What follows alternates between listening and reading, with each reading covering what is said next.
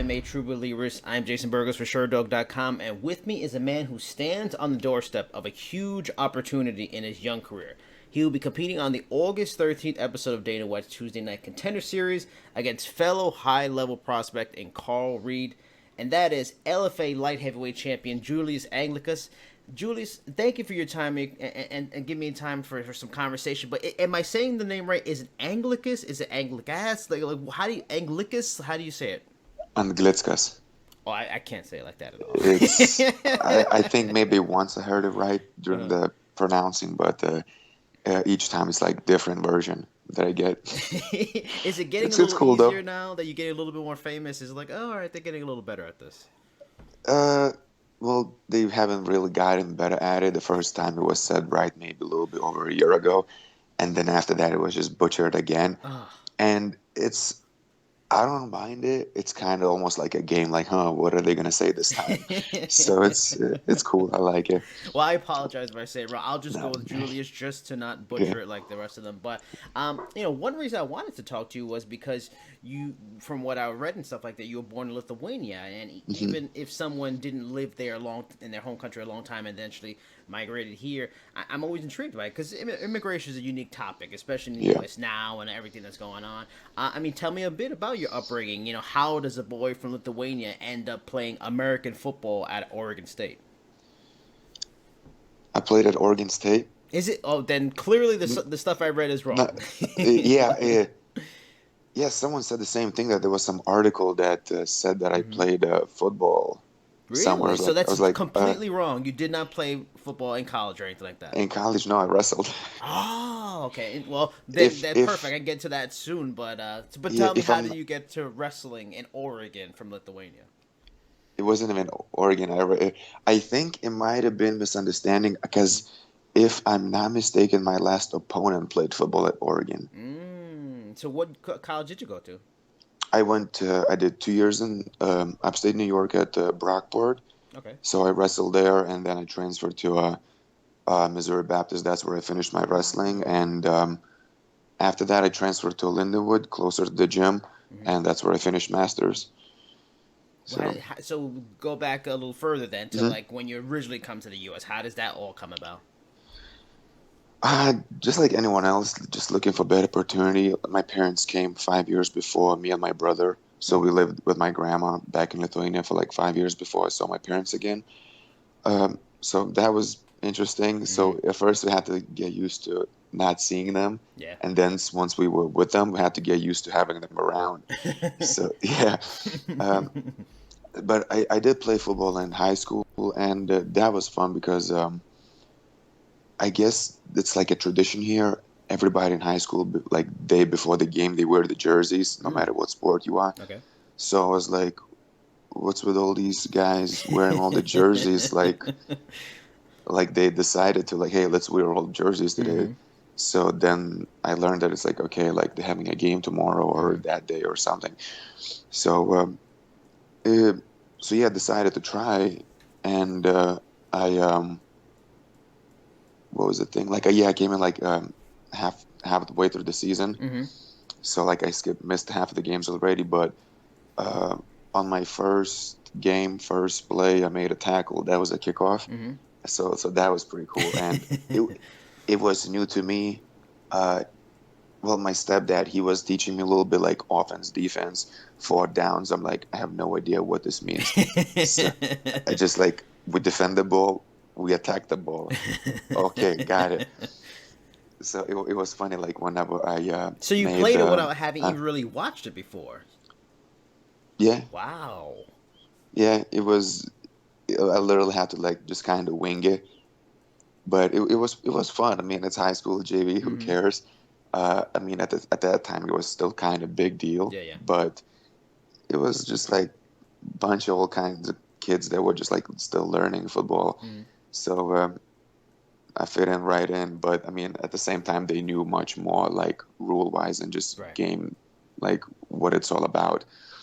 And then I started wrestling, and the funny story is like I was gonna play basketball. And just because I played a little bit in Lithuania before I left, just a little bit, not too much. And so when I did tryouts here, I I did it with my brother because he was a good basketball player, and he made the team. I got cut. Oh. Yeah, so then my this buddy comes up to me. He's like, "Oh, what do you do?" I was like, "Oh, I'm gonna play basketball." He's like, "No, no, no. You wrestle. You pick people up. You slam them." I'm like, "All Okay. right." So yeah, the day I got cut from the team when I did not make the team, I went to the wrestling room and I was like, "Huh, this is so much better." All right. So yeah, I'm kind of glad I got cut from basketball Mm, because even my brother now, he uh, he played basketball for all 4 years, mm, and he's like, man, basketball got me nowhere. Like, interesting. not necessarily that it didn't get him nowhere because he had opportunity to play in college or do track in college. I'm not sure, but he just feels like if he would have wrestled, he would have like upgraded himself, Hmm. like more like combat wise, just like he would have something like um, for himself instead of basketball. It's a Yeah, game, yeah, like yeah. it's cool, but now he like actually would know some kind of like combat Right, aspect. right. So he kind of regrets playing basketball, even though he was really good. Hmm. So, Now, so when you came over here, what was the transition like? Was it hard to get used to? I mean, you mentioned your parents were here, so at least I'm sure that helped make it easier. They were already here, used to the U.S. lifestyle. But did you deal with like discrimination on any level? Were people weird? Did it take? Did you already? What was like learning English? Did you already start learning English in Lithuania? Like those kind of the transitions for a lot of people that have to come to a new country, wherever. How was it for you? I think the first thing was that people were too nice. Oh, that's a prop. That's It, not it, good. no, no, it was it is good, but it was weird at first because like in Lithuania, everybody needs to be like, well, I guess the whole Europe, everybody needs to be tough, me, and like Really? this. Yeah, it's kind of a bit of a thing. I don't know if So like the Europe is area like where, living in New York City almost. huh? Europe is almost like you living in New York City, where people are a little bit more aggressive I or guess. confrontational. But in the city too, people are much nicer. It's just the culture itself. Mm-hmm. Everybody says hi. Mm-hmm. Like in Lithuania, you won't find that. Like if you go like in a store at the cashier, hey, how are you? Like you will not find that there. Hmm. It's like no one says hi. Everybody keeps it to themselves. Like Interesting. you say hi, it's like, what are you up to? Like you're gonna like try to mug me? That's like New York So City. people, So it's like New York City. is it? Yeah. So yeah, that took me a little bit like, huh, what is this? The language part wasn't too bad. I could understand for the most Okay. part, but I couldn't say back. Mm. Like English is pretty much like number one language in the world, Mm. so it's everywhere. Right. So the chance to speak it. So in Lithuania, like all the movies are in English, but like Lithuanian voice is speaking over it. Right. Um, English is being taught in schools. We had tutors. Uh, Even though we didn't take it crazy serious, we still picked up some good chunks of it. Mm-hmm. So when I came here, like, yeah, it was easy to, it was good to understand, but like speaking back, it was like a little bit practice. But it was just me and my brother in high school, so we didn't have that Lithuanian guy next to us translating us Mm. during classes. Right. So we had to like pick it up, and we learned it pretty quick. So there wasn't too much of an issue, I mean, but it was a good process. that's tough because to pick up the Mhm. language, that foreign life and stuff like that. So when so what was the point for you to say MMA was the next thing? Because I mean, and it makes a lot of sense, especially coming from wrestling. Was it something like since you really weren't too big into wrestling, or and didn't really know about football till American football till you came here? Were you interested at all in mixed martial arts? In your youth to now, or that was kind of a thing when you started wrestling? You've seen so many other wrestlers go into it. It was just an obvious almost transition in that next phase of life. In high school, I did not think about fighting at all. Mm-hmm. In college, also not really. I think in Brockport, one of my teammates started fighting a little bit. Mm-hmm. So that's when I first got introduced to it. And when I moved to St. Louis, um, everybody fights here. Hmm. It's like gyms everywhere. Everybody's fighting. I'm like, wait, what? So it's like it's not a big deal here. It's like everyone just like doing that. Yeah. Um, so when wrestling started like being close to being over, I kind of realized that it's my life would be kind of boring without some kind Mm. of competitive Right. thing. And it's weird. It's like even wrestling, like I get big high anxiety. Mm-hmm. Like no matter if I know I'm gonna win, Right. like I'm always have that high anxiety. But at the same time, after the match, it's like you get that big relief, like, Mm. like I just did this crazy thing, Yeah. while which I guess it's like anxiety and going through it. Yeah. Yeah. So I guess it's like once the wrestling started like coming to the end, it's like okay, I still need that. I need those moments where like I fight the anxiety Right. and those like uncomfortable moments and get on top. So so even though there wasn't much wrestling after college, like I'm not gonna go to Olympics, duh. So it's just like okay, fighting is the next thing. Mm. Um, so yeah, it's like it's still. I don't feel like I would like be done with it anytime soon. Mm-hmm. It's just like it's just part of me. It's just like okay, I'll go. My parents didn't believe me that I was gonna do it. Yeah. Yeah. I was like, yeah, I'm gonna fight. I just like announced it so casually, and they're like, what? I was like, yeah, I'm gonna fight. So at first, like after few fights, they thought I was just going through a phase, Right. Yep.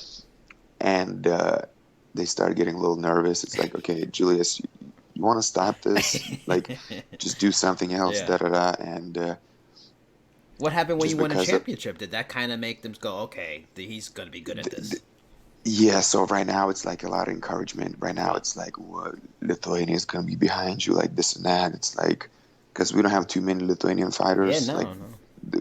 So it's especially in UFC. I think that in Bellator there is one Mm-hmm. 205 or Mm-hmm. um, in UFC there was like Thug Rose, but I think she was like she moved to United States whenever she was little, Mm-hmm. so she's like on the gray line to be Right, like right. considered as like Lithuanian. Yeah, yeah. And then there was this another girl. She fought at Ultimate Fighter, Mm-hmm. and I think she fought once. So it's like it's not too many of Right. us. So making some noise, it's like even my parents right now, like, yeah, go do it, represent. So right now it's like, okay, Julius is doing everything right. He's kicking butt. So keep doing it. We can't say no now. That's awesome. I mean, so I Yeah. believe you mentioned that you got a master's in college. hmm Yeah, so what was the because it wasn't a definite thing MMA. What was the other plan? What was the what you got? What did you get a degree in, and what were you thinking about? What was your profession you were planning to do instead of this? I was gonna be a teacher, Okay. physical education.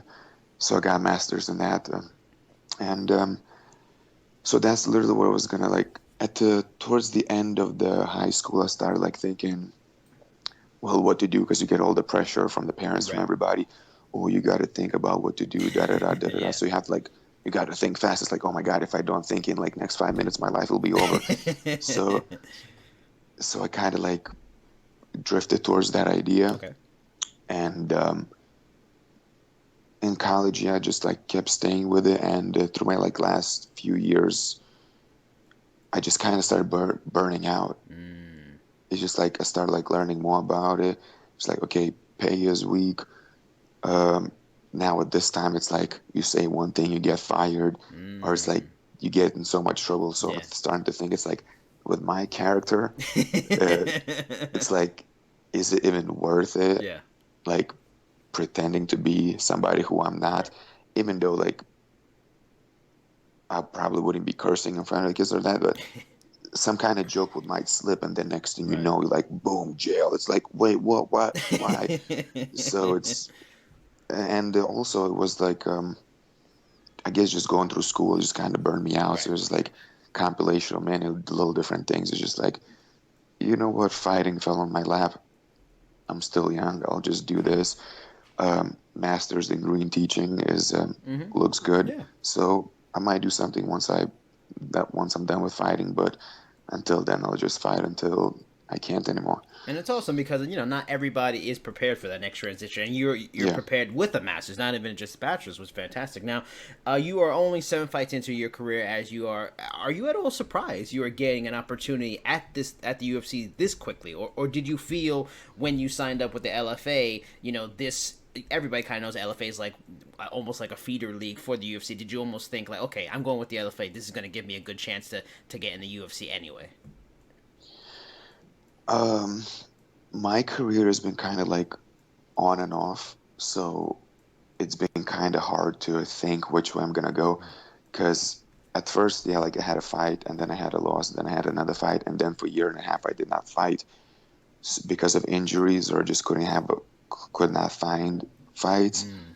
So I was like, oh my God, how long it's gonna take? Um, so for the longest time, I thought it's gonna be much, much longer Okay. than what is happening right now. And then within past year, I had 4 fights back to back with like, yeah, all 4 finishes. And I guess once I got the LFA title, it's like, oh wow, it's opportunity is right around the Mm-hmm. corner. Okay, I guess I've been doing all the right things. So it kind of it's just been weird. It's like year and a half with nothing, and then year of success. It kind of like really threw my mind to like, nothing is happening, I should stop fighting. And then right after that, it's like, you're doing good, everything is on the Interesting. track, Yeah. keep going. So it's yeah. So yeah, after LFA title, it's like, okay, like something is big is gonna happen. Mm-hmm. This is good. This is good. Just keep doing what you're doing. And yeah, when the Contender series thing popped up, it's like, oh, it's right on the corner. It's like, okay, don't mess this up. Yeah. And fighting is hard, especially when it's like you get rebooked or doesn't happen. Because originally I was supposed to have fight July 2nd, Right. and I got noticed like 12 weeks from now, July 2nd. Okay, cool. 7 weeks go by. It's like, okay, let's start a camp. Okay, we're pushing your fight a little Oof. further. Now it's like, okay, another 12 weeks. Wait, okay, now what do I do? Yeah. And I'm not really that type of guy who like takes time off. I keep going, keep going, keep going. So I pretty much trained for what, like 20 weeks without really having a break, besides just kind of like, okay, chill out here. Yeah. Okay, you feel a little tired, chill out here. Okay, take these few days off. Okay, let's pick it back up. Um, so that's where it's like I need to like watch a little more sometimes to like overtrain, because it's not like, okay, I'm just gonna start training whenever I have a fight coming up. Right. No, it's like if I have nothing coming up, it's like, hey, you, let's get shark baited. Let's work hard. So I work hard all the time. So I just kind of need to watch it and not overdo it. Now you But mentioned, at the same time, I'm always ready. So yeah, you mentioned that the kind of like that fear almost, or like that anxiety you feel going to a fight, and and it's like you encountering and going head to head with like that fight or flight reflex, and then fighting, it gives you, it's like a thrill. How do you feel going into something like this? This is a big moment, and you were just talking about how there yeah. was a point where it felt like things weren't going to happen. Now it's going to happen. Are you feeling a different kind of level of pressure or anxiety? Is it maybe excitement because this is what you're really working hard for? What are you feeling about a situation as big as this right now? As right now, nothing. Like the more I think about it, the more it starts hitting me. Right. But with each fight, I write down some like mental notes that like kind of help me with it. Okay. But either way, it's like every time I find something to be like have anxiety about, uh, and it's funny, like the closer fight comes up, the more easier I make the switch. Like 10 minutes before the fight, 15 minutes before the fight, it's like I'm able to switch it. Sometimes it doesn't happen, sometimes it happens, but like whenever I'm in the cage, I'm completely fine. But it's just that build up. It's just like, oh my God, oh my God, oh my God, oh my God, oh my God. And a lot of people say like, oh, like, why would you say that on the interview? It's like, it doesn't matter because I've been performing. So me Exactly. saying that like I get scared of fighting, it's like, Yeah. what is my opponent Yeah. gonna do? He's gonna be like, oh, he's scared. You gotta grab him. It's like, no, I'm gonna smash you either way. Yeah. Like, yeah, I'm scared, but like, yeah, that how you said it's fight or flight. Yeah. Like, I'm alert. I'm gonna do everything right. So right now, I'm not too nervous, but it was some mind tricks. Been like, oh my God, I can't lose Okay. this. Like, I had a little bit more thoughts of like, I can't lose this. I can't lose this. Instead of, I gotta go in. I'm gonna beat his ass. So that's two very different things. Because like, oh, I don't want to lose. I don't want to lose. I'm gonna like fight at the bare minimum not to lose instead of go in there and claiming what's mine. So that's like the two thoughts I'm like consistently switching left and right. But as long as I just start thinking, it's like, no, I'm gonna go in. I'm gonna go in. I'm gonna kick butt. So, and then I just feel fine instead of just like, oh my God, big opportunity. I can't mess this up. I can't mess this up. I can't mess this up. And the second I would walk in, I would be like a deer in the headlights, just freezing up. So if I avoid that, I'll be good. And I appreciate that, the honesty, and the honesty isn't a bad thing. I mean, George St. Pierre was honest about the fear. He and he embraced it, and he did pretty well. So the fear thing is not a bad thing. You have competed in some more notable regional promotions in your career so far. Do you feel, to help the situation, your experience in being with Shamrock FC a little bit, which is real notable, to being with LFA, which is on Access TV, you've done little TV interviews in front of those cameras. Do you think it's helped you in a little bit, giving you an extra leg up in preparation to not be kind of blown away by the, because the Contender Series isn't like a big UFC event, but it has the glitz and glam of the cameras and it's a weird situation with the semi-quiet crowd and small audience. You feel, you're kind of ready for it than some other people that come off the regional scene into that situation. Yeah, you made a good point. Like, I definitely feel it's like already gave me that little taste.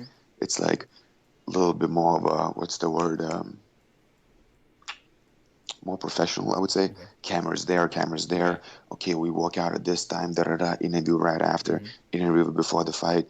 All the announcing, like all the little preparation thing before, like all the little things. So I feel, it gave me a little taste, so it's not going to be like, I get in the show and it's like, oh my God, cameras everywhere, interviews, I must do this and that. No, it's, like you said, it's like already gave me that little taste of it and a little practice and understanding that it's like, okay, I can't just sit in the hotel room, show up and fight. No, it's like, I need to go do interviews, another interview, some photos. Now we get 5 minutes to relax, another interview. Okay, go fight. So it's much more that goes into, and I guess I just need to embrace it, because I mean, it's not like it's just me going to be doing it. All of the guys going to be doing it. So it's just part of the job and part of promotion, and that's what I signed up for. So just might as well have fun with it. Exactly. And speaking of the LFA, and you kind of mentioned things with how your fight was supposed to be a little bit early, and then it got pushed back, and all the getting already used to the logistics of life with the UFC.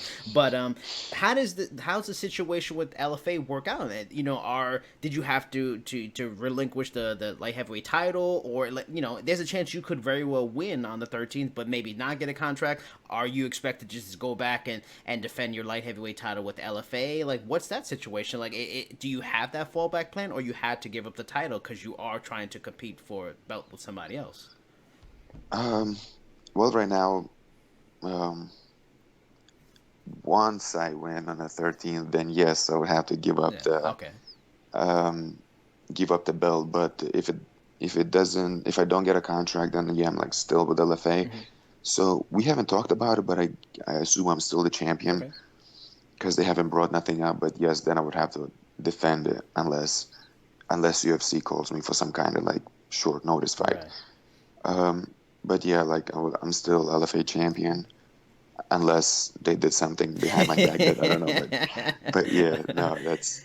And I've talked to a lot of fighters around the same kind of experience level in their careers and early in their careers. And a lot of them talk about they really don't do too much videotape watching, because in the end they're fighting people on that same level. Them and the person they're fighting are constantly evolving. It's hard to get a read. Sometimes it's hard to even find tape on certain people. Considering that this is such a big moment in your career, and it's you always kind of want to have as much information as possible. Have you tried to scout Carl Reed at all in terms of finding video, or are you like what I mentioned with other fights? It's hard to get a beat. I'm going to do what I do, and what I do, I'm going to make sure it's as good as possible for Carl Reed. No, I definitely have to watch him because he fights differently. It's not like traditional just go in 1-2s like he just has like this different karate movement. So I have to watch it, and I have to like okay, this is what we're gonna have to do to take some of his weapons out. And because sure, because it has this like weird karate, funky, magical approach, he'll just like trick you with some kind of weird movement and surprise you with something. So we just have to like come up with some plans to just like take those surprises away.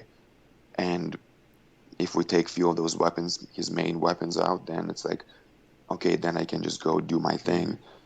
So yeah, I had to watch it. It was it wasn't like, it's not crazy game plan that we're going in with, but it's like, yeah, just like few tweaks here and there that just gonna help me to go in, but it's nothing crazy. But yeah, we had to like watch it and study it and just like come up with something, just because he is different than who I like fought before, but at the same time I'm different than he fought. So it'll be good. It'll be fun. We've learned a few key things in this season of the Contender Series, you know, and it's not, they aren't necessarily anything new, but you know, Dana White has made it very clear he wants killers in this kind of thing. He, no matter how good you look, you know, you can't miss weight. It happened to Kevin Seiler. He had a good fight. He missed weight, couldn't get in. And finishers are really the best shot you have at even getting consideration for a contract with the UFC. Do you feel a need to fight in any different kind of way, be more aggressive, you know, in this, under these some sort of circumstances, considering, you know, this is not the usual situation you got to fight, you're trying to impress somebody's particular, or do you feel this kind of thing is the perfect format for your style of fighting and it just goes into what you like to do anyway, and you really don't have to make any kind of adjustments, you just fight your fight and it's made for this kind of thing? If I fight my fight, then yeah, it's made. It's gonna work out the way I want it to. But yeah, that's as long as if I get my head right. Because there were like few fights in the past where I just kind of took my time and nothing was happening. So yes, and this one is just like, okay, big opportunity is in my way. I have to go and take it. And with my style, yeah, like the finish, the performance, it would come with it. If the finish doesn't come, it doesn't come. It is what it is. But I mean, it's not like if I get my head right and if I'm coming after him, it's not like I'm just gonna hang out. Like, no, I'm gonna try to finish. Whatever I find, I take it. So it's I don't have a crystal ball. I don't know how it's gonna work out, but I feel good. I feel ready. Few mental tweaks the day of, and if it doesn't work out, then it just wasn't meant to be for this one. And yeah, I did everything I could. I don't think there was anything I could have done. And now it's just the way cards fall out. That's how it's gonna be. Going, and we kind of already talked about it in that the Contender Series is a little different than the other things, and it's like what you've dealt with before. It's these big, all the cameras all over the place, a presentation, but a small audience, and it's different because even at an LFA event or you know, some of the events you've been to, the crowd's into it. They really, you know, this is kind of quiet. It's almost like a Japanese card in a way. Have you gotten any tips from either teammates or coaches or maybe other people that aren't even in your camp? Maybe you have talked to that have been through the experience to kind of prepare for this unique kind of environment, a unique fight environment that it is. Yeah, that is gonna be fun. It's gonna be like fighting in a library. Yes. Very violent library. Very violent library. And yeah, because I spoke to Sean Woodson. He's from St. Louis. He won last week. Okay. And with that little flying knee, if you saw it. Okay. Yeah. Yeah. So I asked him, I was like, "Oh, how was it?" He's like, "It's a lot of fun, but it's like, yeah, it's quiet." And so I mean, since it's gonna be new for me, it's gonna be new for Carl. But at the same time, Carl did fight there once. I think it's good. I don't think it's gonna be too bad of making an adjustment.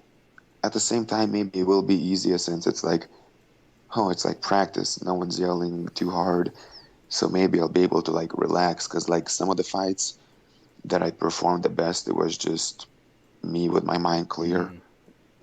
It's just like, you ask me a simple question, I could answer it while fighting. Yeah. it just literally felt just like much harder sparring session, Okay. and that's when I performed the best. So maybe that will come into play. Maybe that will feel even better. So just because it's like quiet, casual, it maybe will feel like no big deal. So it's like maybe my mind will just feel so much better, and I'll be able to go. So um, yeah, that actually might be a plus. Oh, nice. Now, final question. I always like to end the interviews with learning a little bit more about the person. Though I've learned a good bit about you, which is awesome. But in terms of like for people that are fans of yours and they want to know more about what kind of things you like to do for fun, like what are some of your personal passions away from anything that has to do with fighting? What do you like to do? Do you like to a big Netflix person? Are you a big movie person? Are you big diehard into music? Maybe you play an instrument. Maybe you cook. Maybe you have a stamp collection. What is something that you do that you really love that fans of yours might go be really surprised that you're into? Um, well, I do cook a lot. Any I mean, particular that's cuisine that you're a big fan of? uh, chicken, rice, mushrooms, garlic.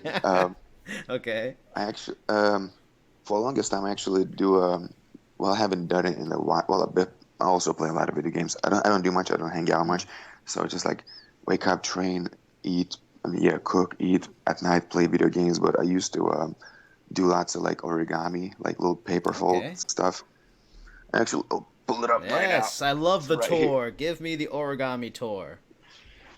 Here we go. Made this. Saw this on Nice. YouTube. I could not make. That's pretty awesome. I could not make that at all. This thing took me 10 hours straight. Wow. I was like, plus I have like a bunch of the little tiny dragon little things and Nice. just cool and geeky stuff. Uh, yeah, it was funny. Like I was just going through Yeah. YouTube, and well, I think I made like three of those swans. The first one took me 10 hours. Woof. Like I saw it on YouTube, and I'm like, I'm making this right now. Okay. It was horrible. It took so long, but just nailed it. So yeah, just sometimes just like to do like arts and crafts, little things. I used to draw like a long time Okay. ago. Just randomly, it's like 10 o'clock at night. It's like I'm a draw, and I just stay up till like 5 in the morning and just draw something. Um, haven't done it in a while. Like I guess I'm just now just thinking more like um, resting completely. Right. Just like okay, had a hard practice, eat, rest, just chill on YouTube and just go to bed. But like after this fight, I'm sure like once I'll have a little more break, it's like all right, let's create something. Maybe you can So origami like a championship belt. That'd be interesting. challenge right there. I'm down What for it. video games do you play? I recently got the Resident Evil 2 remake on PS4. I fucking loved it. What video games do you like? Uh, I've been playing StarCraft. Okay, yeah. Yeah, so I've been doing that for a while, and I think like 3 weeks ago, I was like, I'm a download Counter Strike Okay. because when I was little, I used to play it all the Hmm. time, and kind of forgot about it, and it was like, yeah, let's bring the classics in. I did that with So Sonic. I got Sonic recently. Loved it. Missed that game. there you go. Yeah, like because like Call of Duty, like sure it's great, Yeah. but then it's like sometimes you miss those Yep. classics, so it's like all right, Counter Strike. So yeah, right now those are my two main ones: StarCraft and Counter Strike.